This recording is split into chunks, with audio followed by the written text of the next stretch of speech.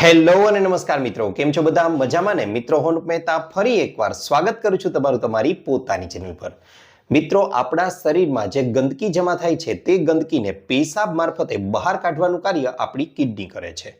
હવે જ્યારે આ કિડની પોતાનું કાર્ય બરાબર રીતે નથી કરી શકતી ત્યારે તેના પરિણામ સ્વરૂપે તેની અસર આપણા આખા શરીર પર જોવા મળે છે. પણ મિત્રો, ખરેખરમાં સમસ્યા એ નથી. ખરેખરમાં તો સમસ્યા એ છે કે કિડની જ્યારે ખરાબ થવાની શરૂઆત થાય છે ને ત્યારે તેના બહુ ઓછા લક્ષણો છે કે જે દેખીતા હોય છે. અને ત્યાં જ્યારે તેના દેખીતા લક્ષણો જોવા મળે છે, એટલે કે સીધી અસર આપણા શરીર પર જોવા મળે છે, ત્યારે લગભગ આપણી કિડની છે તે 70 થી 80% જેટલી ખરાબ થઈ ચૂકી હોય છે. એટલા માટે જ કિડની ફેઇલરને સાયલેન્ટ કિલર તરીકે મેડિકલ સાયન્સની ભાષામાં ઓળખવામાં આવે છે. અને છેલ્લા કેટલાક વર્ષોમાં આ કિડની ફેઇલરના કેસોમાં ખૂબ જ ઝડપથી વધારો થયો છે. મિત્રો, પરંતુ ગભરાવાની જરૂર નથી, કારણ કે આજના અમુક લક્ષણો એવા છે કે જેને જો ધ્યાનપૂર્વક જોવામાં આવે તો તેનાથી ખ્યાલ આવી જશે કે કિડની છે તે બરાબર રીતે કામ કરી રહી છે કે નહીં. અને એ જ આ વિડીયોનો આપણો હેતુ છે. મિત્રો, તેની સાથે સાથે વાત કરવા જાઉં તો વિડીયોના અંતમાં હું તમને લોકોને કેટલાક એવા ઉપાયો સૂચવવાનો છું. તેની સાથે સાથે વિડીયોના અંતમાં કેટલીક એવી વસ્તુઓ ખાવાની સૂચવવાનો છું કે જેનું સેવન કરવામાં આવે, જે ઉપાયો કરવામાં આવે તો તેનાથી આપણી ખરાબ થયેલી કિડની છે તેને પણ ફરીથી સંપૂર્ણપણે તંદુરસ્ત બનાવી શકાય છે. તો ચાલો જરા પણ વાર ન લગાડતા સીધો જ શરૂ કરી દઈએ આજનો વિડીયો. મિત્રો, સૌથી પહેલા તો મેં તમને વિડીયોના ટાઇટલમાં અહીં જણાવ્યું છે એ પ્રમાણે કે એવા કયા 6 ટેસ્ટ છે કે જેને તમે ઘરે બેઠા જ કરી શકો છો. તેના દ્વારા આપણે ઓળખી શકીએ છીએ કે આપણી કિડની ખરાબ થઈ રહી છે કે નહીં. તો નંબર 1 થી શરૂ કરીએ મિત્રો. તો કિડની છે તે બરાબર કામ કરી રહી છે કે નહીં તેનું પહેલું લક્ષણ છે પેશાબમાં ફેરફાર થવો. જી હા મિત્રો, એક સામાન્ય માણસ છે તે આખા દિવસ દરમિયાન 6 થી 10 વાર પેશાબ જાય છે. અને છેલ્લા અમુક સમયગાળા દરમિયાન જો તમારા પેશાબમાં પણ ખૂબ જ વધારો થઈ ગયો છે, ખાસ કરીને વાત કરવા જાઉં તો રાત્રે ઉઠી અને વારંવાર તમારે લોકોએ પણ પેશાબ જવું પડે છે, તો આ ચોક્કસથી એવું સૂચન કરી રહ્યું છે કે તમારી કિડની છે તેમાં કંઈક ગડબડ થઈ રહી છે. આ ઉપરાંત તમારા પેશાબની અંદર જો ફીણ આવી રહ્યા છે અથવા તો તેની સાથે સાથે તમારા પેશાબમાં ખૂબ જ વધારે દુર્ગંધ આવી રહી છે, તો તે પણ સૂચન કરે છે કે તમારી કિડની છે તે સ્પષ્ટપણે ધીમે ધીમે ખરાબ થવા લાગી છે. કારણ કે ઊભું ટોયલેટ જે હોય તેમાં તમે પેશાબ કરશો તો તેમાં તમને જોવા મળશે કે 10 થી 15 સેકન્ડથી પણ વધારે જો તમારા પેશાબમાં ફીણ રહેતા હોય તો તમારે લોકોએ ઓબ્ઝર્વ તેને ધ્યાનથી ચોક્કસથી કરવું જ જોઈએ. મિત્રો, આ ઉપરાંત વાત કરવા જાઉં તો પેશાબમાં ક્રિએટિન આવવાની શરૂઆત થાય છે તેના 1 થી 2 વર્ષ પહેલા પ્રોટીન છે તે આવવા લાગે છે. અને આ પ્રોટીન આવે છે તેની ઓળખ જ એ છે કે તમારા પેશાબ છે તેમાં ફીણ થવા લાગે છે અને તેની સાથે સાથે પેશાબમાંથી દુર્ગંધ આવે છે. મિત્રો, આ વસ્તુને પ્રોટીનુરિયા તરીકે પણ ઓળખવામાં આવે છે. અને મિત્રો, એટલા માટે જ તમારે લોકોએ પણ આ પ્રકારના ચિહ્નો જો તમને જોવા મળતા હોય તો તેને અવગણવા ન જ જોઈએ. ત્યારબાદ મિત્રો, આગળ વાત કરવા જાઉં તો તમારો પેશાબ છે તે કરતા સમયે તમને લોકોને પણ ખૂબ જ બળતરા થતી હોય અથવા તો તમારો પેશાબ છે તે અટકીને આવી રહ્યો હોય તો એ સ્પષ્ટપણે સૂચન કરે છે કે પેશાબમાં ઇન્ફેક્શન આવી ગયું છે. તેની સાથે સાથે આવી સમસ્યાઓ જ્યારે જોવા મળે છે અથવા તો પેશાબમાં કોઈ પણ પ્રકારનો તમને ફેરફાર જોવા મળે છે તો ચોક્કસથી તેને અવગણવાની ભૂલ ન જ કરવી જોઈએ. ત્યારબાદ બીજા ટેસ્ટની વાત કરવા જાઓ મિત્રો, તો તમે લોકો પણ પગમાં સોજો આવી ગયો છે અથવા તો તમે લોકો જ્યારે સવારે ઉઠો છો ત્યારે તમારે આંખની નીચે એકદમ પફીનેસ આવી ગઈ છે, એટલે કે આંખની નીચેના પોપચા છે તે એકદમ ફૂલી ગયેલા જણાય છે, તો તે પણ તમારી કિડની છે તે ધીમે ધીમે ખરાબ થવા લાગી છે તેનું સૂચન કરે છે. કારણ કે તમારી કિડનીનું મુખ્ય કાર્ય છે તમારા લોહીમાંથી ગંદકીને સાફ કરવાનું અને તેની સાથે સાથે વધારાનું સોડિયમ છે તેને પણ દૂર કરવાનું. હવે કિડનીના ફિલ્ટર જે છે તે બરાબર રીતે કાર્ય નથી કરી શકતા ત્યારે બને છે એવું કે આ સોડિયમ ધીમે ધીમે આપણા શરીરમાં જમા થવા લાગે છે અને તેના પરિણામ સ્વરૂપે પગમાં ઘણીવાર સોજાઓ એકદમ આવી જાય છે, પગ ફૂલી ગયેલા જણાય છે. આ જ અસર વહેલી સવારે ઉઠો ત્યારે આંખની નીચેના પોપચાઓમાં પણ તમને લોકોને જોવા મળે છે.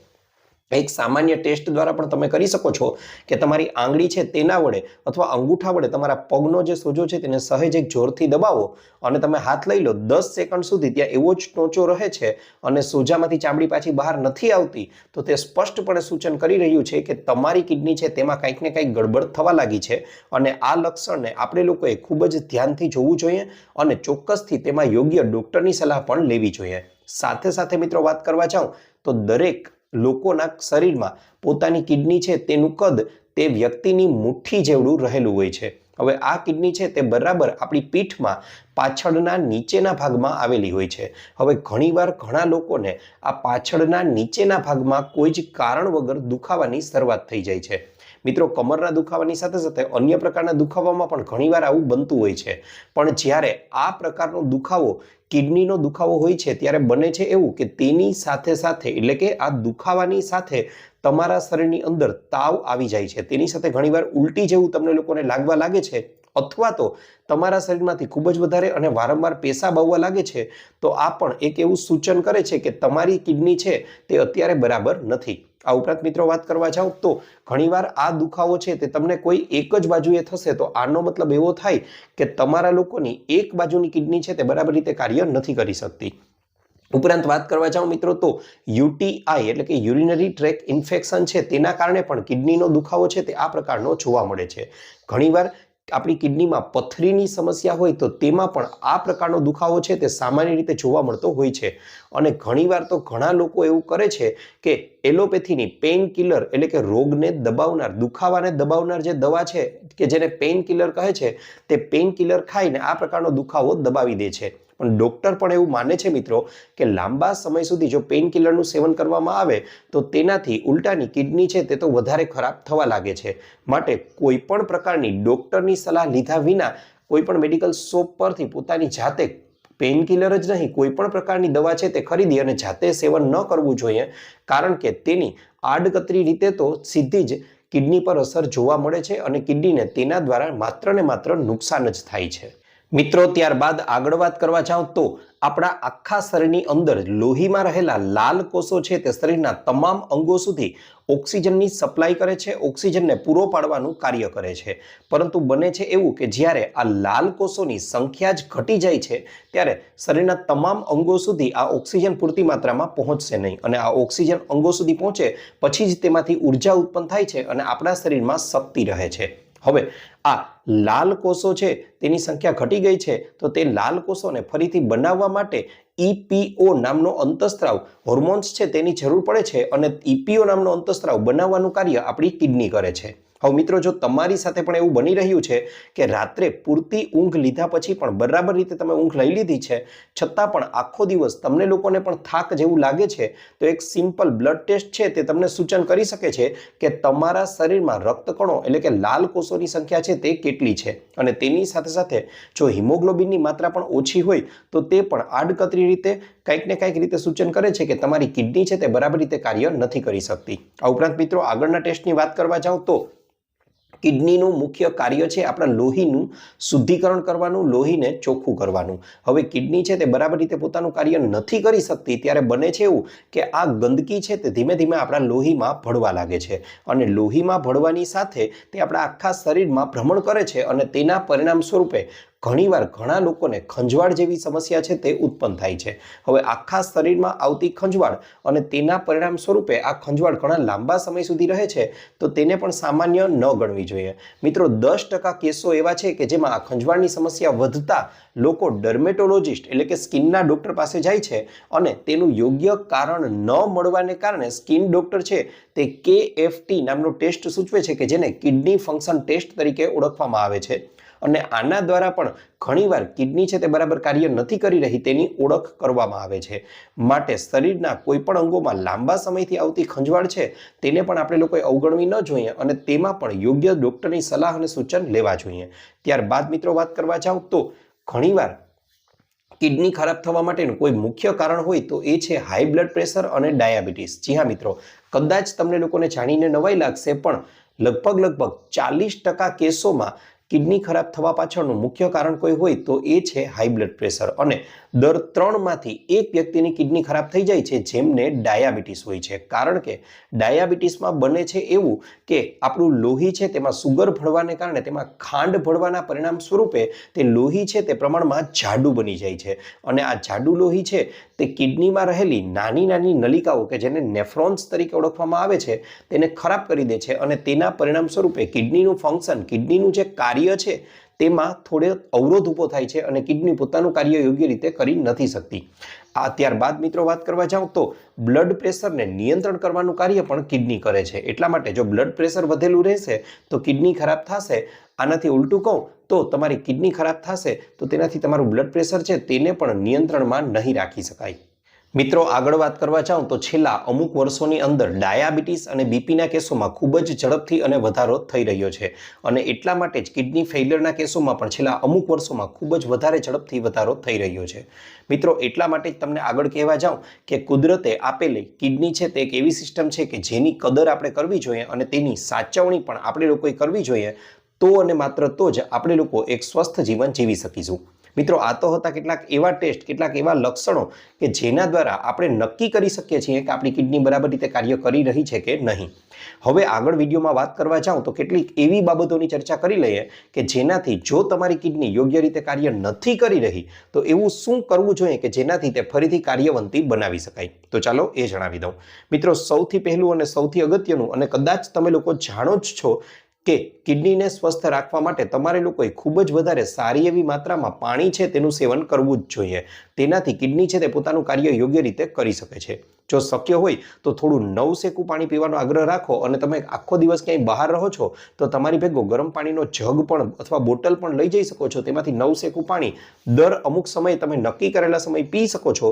તેનાથી તમારી કિડનીને સારી એવી રાહત જોવા મળશે. આ ઉપરાંત મિત્રો વિડીયોમાં આગળ જણાવ્યું એ પ્રમાણે ક્યારેય પણ ડૉક્ટરની સલાહ લીધા વિના એલોપેથીની દવાઓ છે તેને એમને સીધું જ સેવન ન કરવું જોઈએ. તેનાથી તમારી કિડનીને માત્ર ને માત્ર નુકસાન થઈ શકે છે. સાથે સાથે નમકીન વસ્તુઓ કે જેમાં ખાસ કરીને તો બજારમાં વેચાતા પડીકાઓ છે તેનું સેવન ન કરવું જોઈએ. તેનાથી પણ આપણી કિડનીને નુકસાન થાય છે. આ ઉપરાંત મિત્રો ખૂબ જ અગત્યની અને મહત્વની વાત કરવા જાઉં તો રોજે રોજ વહેલી સવારે ઉઠી અને વાસી મોઢે પાણી પીધા પછી તમારે લોકોએ ઓછામાં ઓછું 10 થી 15 મિનિટ સુધી અનુલોમ વિલોમ, 10 થી 15 મિનિટ સુધી કપાલભાતી જેવા પ્રાણાયામ છે તે કરવા જોઈએ.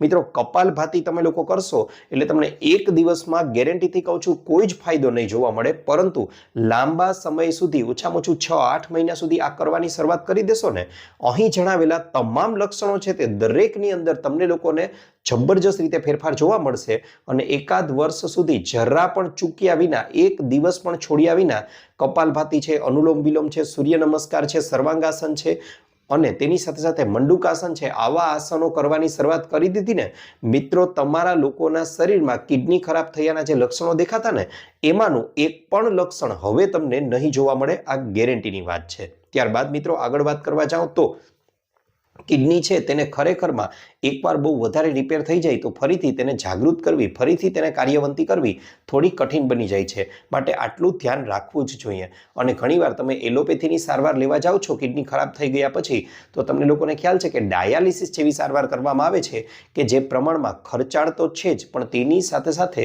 એટલી જ દર્દનાક પણ છે. તો હવે એવી કઈ વસ્તુઓ છે કે જે કિડનીને ફરીથી સ્વસ્થ અને કાર્યવંતી બનાવી શકે છે કે જેનો ખાવામાં આપણે લોકો ઉપયોગ કરી શકીએ છીએ? તો મિત્રો તમને જણાવી દઉં કે અંગ્રેજીમાં પણ એક કહેવત છે કે you are what you it, એટલે કે તમે શું છો તેનો ખ્યાલ તમે શું ખાઈ રહ્યા છો તેના પરથી આવી શકે છે. હવે મિત્રો વાત કરવા જાઉં તો એક દિવસમાં આપણી કિડની છે તે લગભગ 200 લીટર જેટલું લોહી છે તેને ફિલ્ટર કરે છે. હવે વિચાર કરો, આવડી મુઠ્ઠી જેવડું અંગ છે તે આટલું કાર્ય કરે છે તો તેને સ્વસ્થ રાખવું કેટલું આપણા માટે જરૂરી બની જાય છે. જો મિત્રો તમારા લોકોના શરીરમાં પણ ખબર કેમ પડે કે કિડની સારી છે કે ખરાબ, તો એ જણાવી દઉં કે તમારો પેશાબ જે તમે કરો છો તે પીળો આવી રહ્યો છે કોઈ પણ દવા ખાધા વિના, તો સમજો કે તમારા શરીરમાં પાણીની તંગી થઈ રહી છે, પાણીની ઉણપ સર્જાઈ રહી છે. કદાચ મિત્રો 1-2 મહિના સુધી ઓછું પાણી પીશો તો તેનાથી ફેરફાર નહીં થાય, પણ લાંબા ગાળે આની અસર સીધી જ આપણી કિડની પર પણ જોવા મળે છે. ત્યારબાદ મિત્રો વાત કરવા જાઉં તો કઈ એવી વસ્તુઓ છે કે જેનું સેવન તમારે કરવું જોઈએ, તો તેમાં સૌથી વધારે સારું અને સર્વશ્રેષ્ઠ માનવામાં આવે છે તે છે ક્રેનબેરી. જી હા મળતો મિત્રો, બજારમાં મળતું આ ક્રેનબેરી નામનું ફ્રૂટ છે તે એવું છે કે જે કિડની માટે સર્વશ્રેષ્ઠ માનવામાં આવ્યું છે. એન્ટીઓક્સિડન્ટથી ભરપૂર હોવાને કારણે કિડનીની તંદુરસ્તી જાળવી રાખવામાં ખૂબ જ વધારે મહત્વનું છે. કરમદા છે તે પણ એવી જ વસ્તુ છે કે જે કિડનીના હેલ્થ માટે સારી માનવામાં આવે છે. આ ઉપરાંત મિત્રો લાલ કલરના સિમલા મરચા, જાડા ને મોટા લાલ કલરના સિમલા મરચા આવે છે, કિંમતમાં થોડા મોંઘા છે પણ તે આપણી કિડની માટે વરદાનથી કમ નથી. કારણ કે vitamin A, vitamin C, vitamin B6 થી ભરપૂર હોય છે અને તેમાં પોટેશિયમની માત્રા પણ ઓછી હોય છે અને તેને આપણી કિડની માટે સારા માનવામાં આવ્યા છે. ત્યારબાદ મિત્રો બજારમાં મળતી કોબી કે જે ખરેખરમાં તો તેમાં જુદા જુદા પ્રકારના ફાઇટોકેમિકલ્સ રહેલા છે કે જે આપણી કિડનીનું રક્ષણ કરવાનું કાર્ય ખૂબ જ સારી રીતે કરે છે. માટે આ કોબીનું સેવન પણ તમારે કરવું જોઈએ. કોબીને સલાડમાં પણ વાપરી શકો છો, તેનું શાક બનાવીને પણ સેવન કરી શકો છો. તે આપણા કિડની માટે ખૂબ જ વધારે સારી માનવામાં આવે છે. ત્યારબાદ મિત્રો વાત કરવા જાઓ તો બ્લુબેરી. મિત્રો યાદ રહે, અહીં જેટલી બેરી સૂચવું છું, સ્ટ્રોબેરી છે, બ્લુબેરી છે, ક્રેનબેરી છે, આ બધી જ વસ્તુઓ ડ્રાય ફ્રૂટના સ્વરૂપમાં બજારમાં પડીકાબંધ મળે છે. પણ આને ન લેવી એટલા માટે કારણ કે તે ક્રેનબેરી કે બ્લુબેરી તો હોય જ છે, પણ તેની સાથે સાથે તેમાં સુગર્સ અને અન્ય ઘણી બધી વસ્તુઓ એટલે કે ખાંડ અને ઘણી વસ્તુઓ ઉમેરવામાં આવે છે.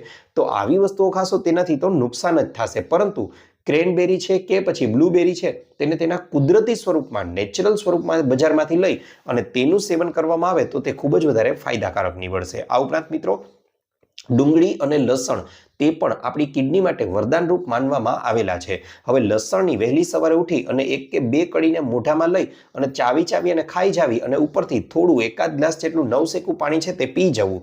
આ લસણનું સેવન કરવાની સાચી રીત છે. અને ડુંગળી છે તેનું સલાડ બનાવી અને સાંજનું ભોજન જે તમે 7 વાગ્યા પહેલા કરી જ લેવાનું છે કે જેથી કરીને તમે કુદરતની ઘડિયાળ સાથે જોડાયેલા રહો.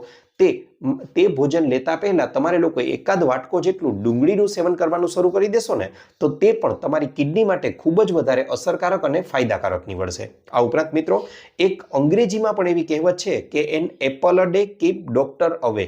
એનો મતલબ રોજનું એક સફરજન ખાવાનો આગ્રહ રાખશો ને તો એ તમને ડોક્ટર પાસે જતા અટકાવશે. માત્ર કિડની માટે જ નહીં પરંતુ શરીરના તમામ અવયવોને તંદુરસ્ત અને સ્વસ્થ રાખવા માટે સફરજન સારામાં સારું કાર્ય કરે છે. પરંતુ યાદ રહે, સફરજનને ખાવ છો ત્યારે પહેલા એકવાર પાણીથી ધોઈ લેવું અને ત્યારબાદ છાલ સહિત જ ખાવાનો આગ્રહ રાખવો. યાદ રહે, તેના બી છે તે ભૂલથી મોંમાં ન વયા જાય તેનું ધ્યાન રાખવું. અને તેની સાથે સાથે તમે લોકો જ્યારે સફરજનની પસંદગી કરો છો ત્યારે એવું જ સફરજન લેવું કે જે એકદમ ચમકદાર ન હોય. કારણ કે ઘણીવાર એવું બને છે કે એકદમ ચમકદાર સફરજન હોય તેની પર મીણનું લેયર, વેક્સ લેયર છે તે ચડાવવામાં આવેલું હોય. ક્યારેક એની પર નખ ઘસશો તો ખ્યાલ પણ આવી જશે. માટે બહુ ચમકદાર નહીં, સિમ્પલ સફરજન છે તે તમે લઈ અને રોજે રોજ એનું સેવન કરશો ને તો તમે હંમેશા સ્વસ્થ અને તંદુરસ્ત જળવાઈ રહેશો. તો મિત્રો આ તો હતો અમારો આજનો વિડીયો. આશા રાખું છું આપને અમારો વિડીયો ગમ્યો હશે. વિડીયો ગમ્યો હોય તો લાઈક કરજો, ચેનલને સબસ્ક્રાઇબ કરજો. ઉપરાંત આપને પણ કોઈ હેલ્થ કે બ્યુટી સંબંધિત સમસ્યા હોય તો એ પણ જણાવજો. અમે તેને અનુરૂપ પણ નવા વિડીયો લાવવાનો પૂરતો પ્રયાસ કરીશું. સાથે સાથે જો તમે લોકોએ પણ આ વિડીયોને અહીંયા સુધી જોઈ જ લીધો છે તો તમારી આસપાસ પણ તમારા સગા સંબંધીઓ હોય અથવા કોઈ જરૂરિયાતવાળા વ્યક્તિ હોય તેની સાથે આ વિડીયોને શેર પણ કરજો. આ ઉપરાંત તમે આ વિડીયોને કયા ગામથી, કયા શહેરમાંથી, કયા રાજ્યમાંથી કે કયા દેશમાંથી જોઈ રહ્યા છો એ પણ અમને જણાવજો. અમને લોકોને જાણીને આનંદ થાય છે કે અમારી ઓડિયન્સ અમને ક્યાંથી જોઈ રહી છે. આપનો ખૂબ ખૂબ આભાર.